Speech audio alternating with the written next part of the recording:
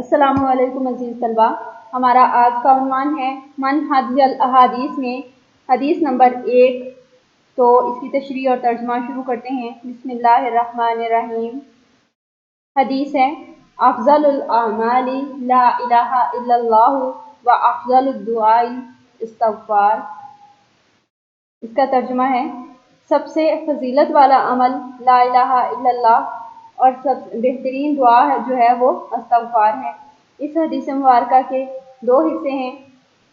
पहले हिस्से में अल्लाह की वहदानियत और इस्तिग़फ़ार की फजीलत का बयान है। पहला हिस्सा जो कि बेहतरीन अमल के मुताल्लिक़ हमें बताता है, उसमें इरशाद है कि अफ़ज़लुल अमाल ला इलाहा इल्लल्लाह, यानी अल्लाह ताला के सिवा किसी दूसरे को इलाह ना मानने का इकरार और अपने अमल से इस अकीदे का इजहार सबसे ज़्यादा फजीलत वाला और अज़मत वाला अमल है। और दूसरे हिस्से में सबसे बेहतरीन दुआ के मुताल्लिक़ बताया गया है। तो बढ़ते हैं पहले हिस्से की तरफ, जो कि ला इलाहा इल्लल्लाह यानी कलमा तैयबा के पहले हिस्से पर मुश्तमिल है।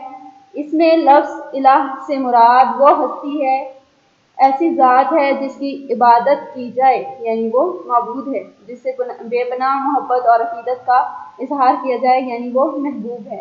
और जाहिर है ऐसी ज़ात वो ज़ात सिर्फ अल्लाह ही की है, जिसने हमें पैदा किया, जिसने हमें बसीरत और अकल अता की, ना सिर्फ हमें ज़िंदगी दी बल्कि ज़िंदगी की तमाम नेमतें अता की। तो ला इलाहा इल्लल्लाह में अल्लाह की तौहीद का इकरार ही है। तौहीद के मानी और मफ़हूम की बात करें तो इसके लफ्ज़ी मानी एक मानना और एक जानना है। और इस्लाम में अल्लाह ताला वहदहू ला शरीक है इससे मुराद, और इसकी कोई मिसल नहीं, यानी अल्लाह ताला अपनी ज़ात, सिफ़ात और अफ़ाल के लिहाज से यकता और बेमिसाल है। कायनात में और कोई इलाह नहीं, वो तमाम अयूब से पाक है। तमाम कमालात इसमें मौजूद हैं। वो हमेशा से है और हमेशा रहेगा। वो सबका आका और सबका दाता है। वो हर चीज़ पर कुदरत रखता है, कोई उसका हमसर और सानी नहीं। वो सब बड़ों से बड़ा और ताकतवरों से ताकतवर है। तो कुरान मजीद की रोशनी में तौहीद की क्या अहमियत है, उसके बारे में बात करें तो सूरह इखलास, जो कि इस चीज़ का सबसे बड़ा सबूत है, जिसका तर्जुमा है, कह दो कि अल्लाह ताला एक है। अल्लाह ताला बेनियाज है, ना वो किसी का बाप है और ना वो किसी का बेटा, और ना ही कोई उसका हमसर नहीं।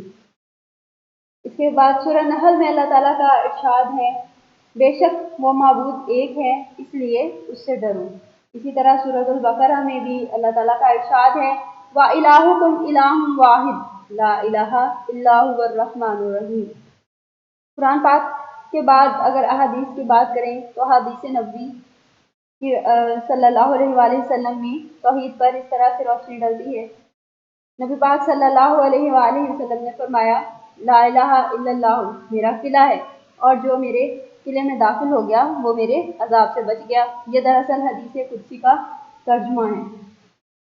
एक और हदीस में नबी पाक सल्लल्लाहु अलैहि वसल्लम का इरशाद है, इन्नत तौहीदा रअसुत ताआत, बेशक तौहीद ही तमाम नेकियों की बुनियाद है।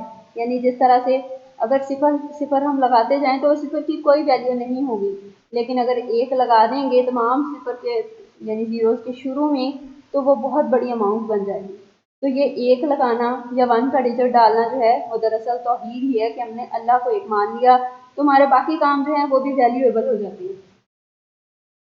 इसके बाद इसी तरह नबी पाक सल्लल्लाहु अलैहि वसल्लम का फरमान है, जो कि हज़रत जाबिर से रवायत है, कि जन्नत की कुंजी ला इलाहा इल्लल्लाह की गवाही देना है।